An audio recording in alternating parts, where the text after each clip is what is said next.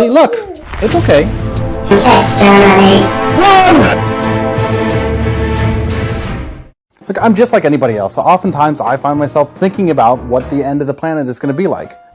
Really, when I'm thinking about the death of a planet, gardening is one of the last things that comes to mind. But when it comes to board games, leave no theme unturned.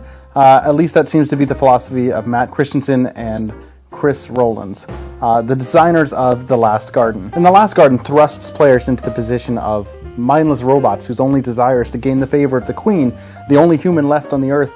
And they do this by trying to recreate the gardens of her youth. And it's all very sad because humanity is pretty much done for. The Last Garden is played over 3 to 4 rounds, depending on player count, in which players alternate playing a card from their hand and placing a robot nest onto the board. This isn't so much a worker placement game as it is a card game that allows you to manipulate the board state. Once altered, you place a robot somewhere on the board, essentially staking claim to what you think will get you the most points by the end of the round. The fact that the actions taken are done completely from cards in players' hands takes away the absolute knowledge I'm used to in a lot of worker placement games.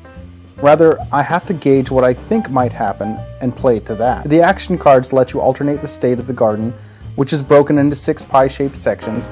Cards let you either place gems into a section, move gems from one section to another, or change the corresponding die that labels each section. And once that's accomplished, you take one of the really neat aspects of the game, which is the custom meeples, and you take one of those, and they look like adorable, cute, little decapitated robot heads. And you take one of those and you place it somewhere on the board that you think is going to earn you the most points by the end of the round. And there's a few places you can send robotnists to work. The mines, in which you essentially take a guess at which color gem will be most represented on the board. I really like how tricky this one is because of how volatile the board state can be. If you place a worker on one color too early, you run the risk of any other player actively working to lower that gem count. Wait too long and someone else could take that space. A second is the workshop that lets players earn points at the end of the round depending on how many gems are in each particular numbered section. If 2 sections now show the 3 face of the die, then you could potentially earn points for all gems in those sections. Third is the lab that lets you take a bonus tile to be used with a card. Also, you'll get to replace your robot nest at the end of the round before scoring. This is a good way to hedge your bets. Manipulating the board to be in your favor can be tricky, but spreading your points over multiple sectors makes it a little less so. And finally, you can just plop one of your robot nests right into an empty section of the garden itself, and score however many points there are gems in that section at the end of the round, assuming there are less than 6. Because if you go over 6, the robots really want to make this an authentic experience for their queen, and it wilts away, and so all gems are removed from the board, thus removing valuable points and gems for potentially yourself and all other players in the game. If you haven't figured it out at this point, I'll just clue you in. This game is pretty mean. Not only are you taking actions that give yourself points, but in doing so, you're actively hurting everyone else on the board. You aren't confined to your own little section of the garden, rather, all the robotnists in the game share that, and they do their best to manipulate the board as best they can to get the most favor from the queen. It's like a herd of competitive toddlers doing their best to scrunch things together and say, look, Mom, this is what I made you. Don't you love me best?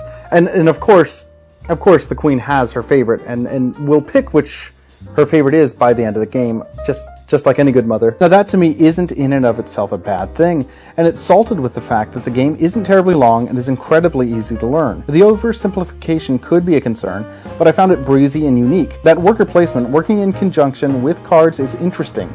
The placement and subsequent narrowing of spaces available to maximize points in the round is tense and exciting. But the scope of the mechanics within the game are very easy to grasp. Now, most of the graphic design is really solid, top-notch stuff, but there are a few things in the iconography that got a little bit confusing. Specifically, a particular tile in the lab. There's a tile that lets you either take one gem from all sections of a particular number and place them in one other section, or add one gem to all sections of the same number depending on what card you place with it. It can certainly get a little confusing, and the phenomenon I saw while playing was that particular bonus card ended up confusing newer players to the point where they wouldn't touch it, despite it being a pretty big advantage.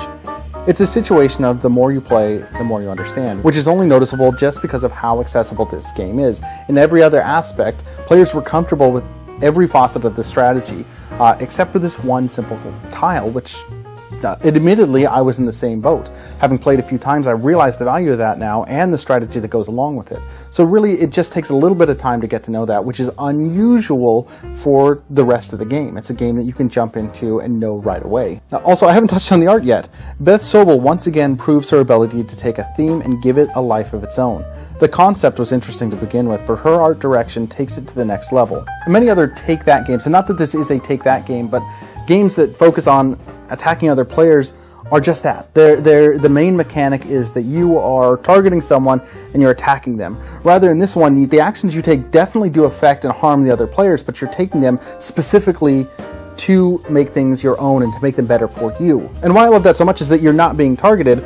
You are taking a look at the board state as a whole and saying, where am I going to hedge my bets? Where am I going to put people? How can I manipulate this into my favor? And so rather than an all-out brawl against the other players, you are rolling with the situation that you're given and just learning to deal with the things that have been given to you, whether that be the cards, whether that be the amount of gems on the board, and whether that be a sector that you are in is going to be completely wiped out because of wilting. And even if it does get a little cutthroat, the game is not long. It's brisk, it's quick, and it's easy to understand. The turns themselves don't take long at all. You're simply playing a card and placing one of your custom meeples. And look, admittedly, there's some rough edges on this one, but it's a game about the end of the world and robots crushing together rocks and metal to make some parody of what a garden used to look like. So I think we can allow that. It's a game that I love to introduce to people that have hardly seen a hobby board game in their life.